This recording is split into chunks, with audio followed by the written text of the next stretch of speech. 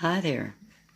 This is Angela from North Carolina, and I hope everyone's having a wonderful Memorial Day and that if you're on the road, you're being very safe. This video is about a nuclear testing project that the government did in the 1950s. It was top secret while it was being developed.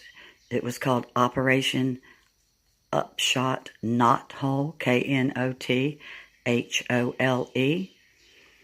The government, on behalf of Eisenhower, wanted to do experiment testing to see the effects of radiation on humans, the effect of nuclear explosion on houses and structures.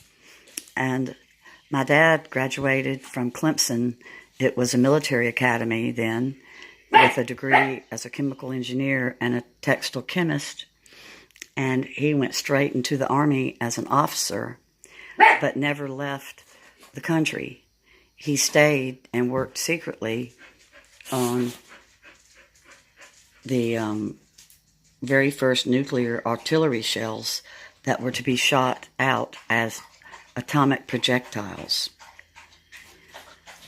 So here, fast forward to 1953, and the very first nuclear test of Operation Knothole was called Operation Knothole Annie, and it was March the 17th, 1953, and the American government, to prove to people that they were doing something that was not harmful, allowed news agencies from around the country to come and film video live.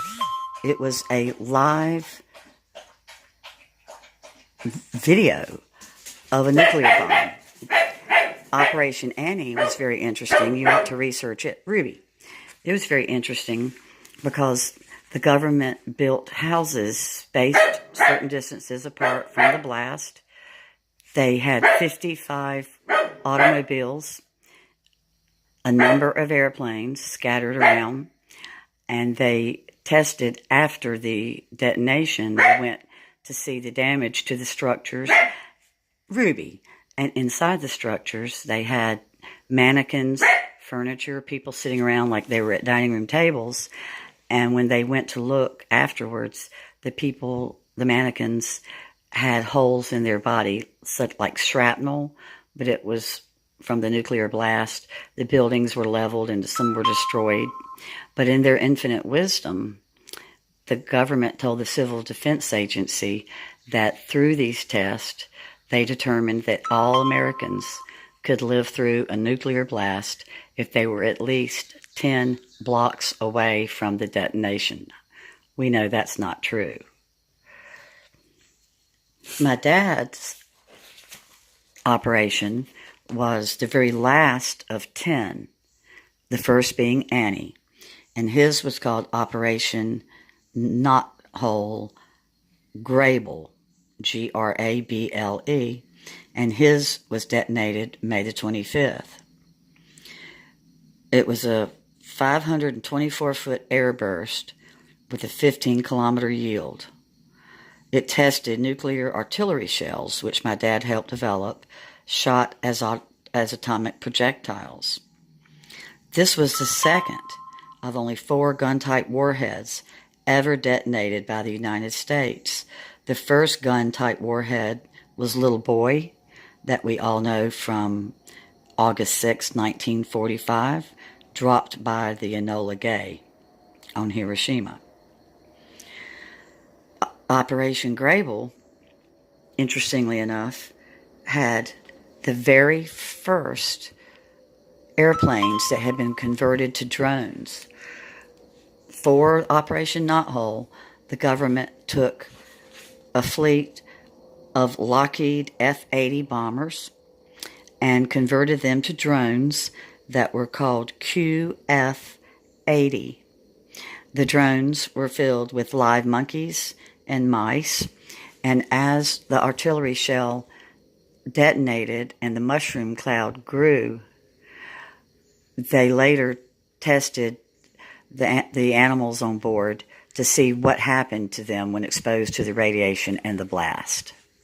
So I think that's very interesting because there's a lot of drone enthusiasts on YouTube.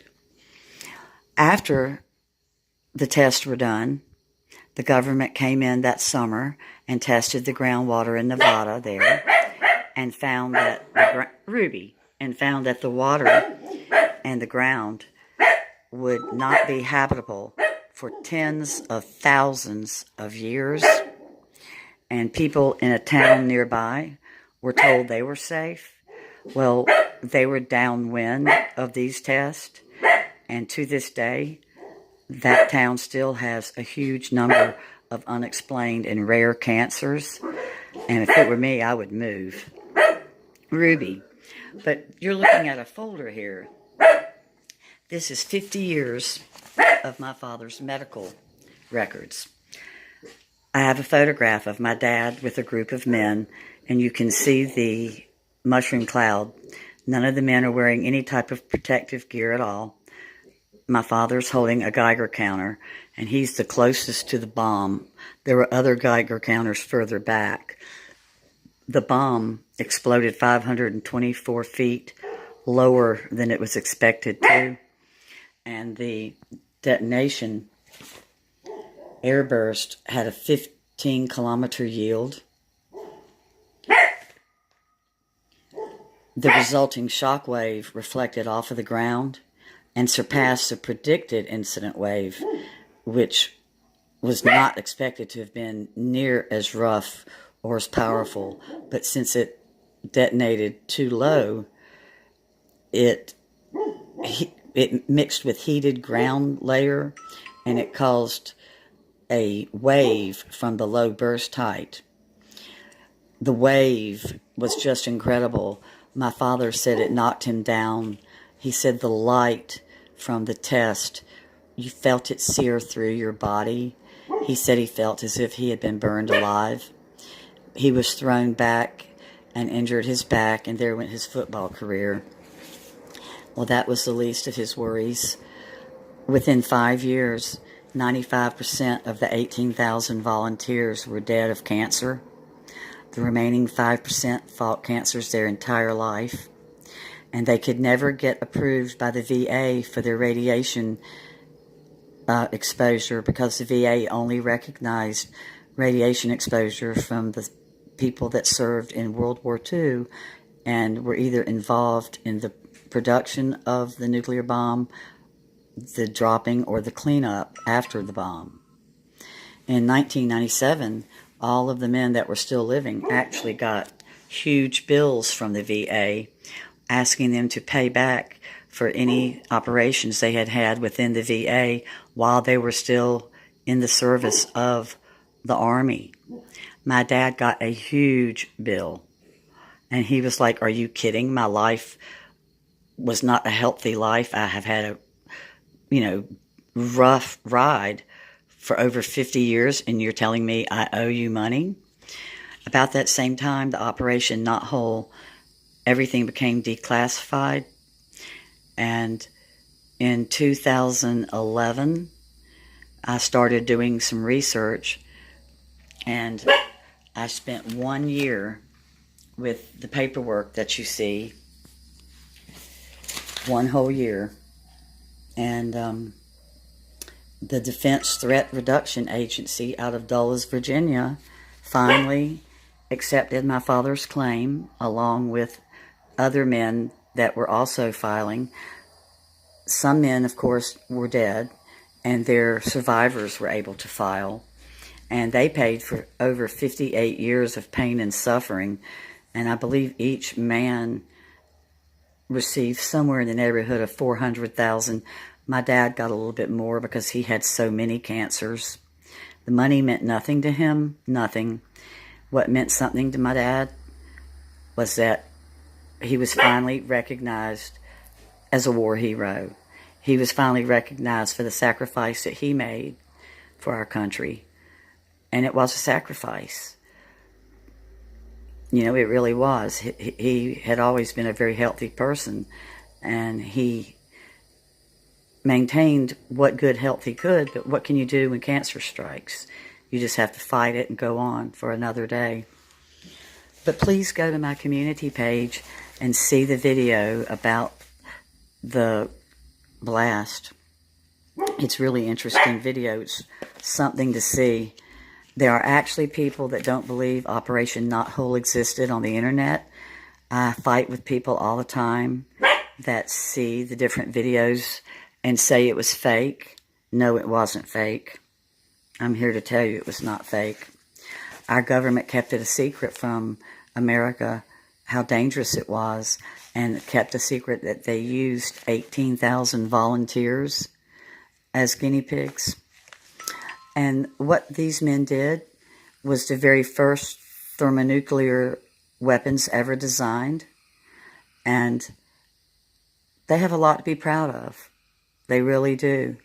And it just means a lot to me to be able to make this video today and tell you about some of the unsung heroes of the Korean War.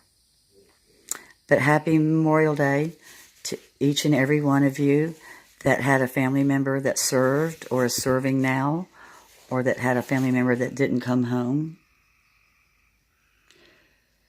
It's very sad how our country really had no clue about radiation. Wouldn't you think that after we saw what happened in Japan, that we would have protected our troops a little bit more during Operation Knothole? I would. Thanks for listening, and you have a beautiful evening. And I just want to tell my dad, thank you, Dad, I love you, and thank you for your service to our country. Bye-bye.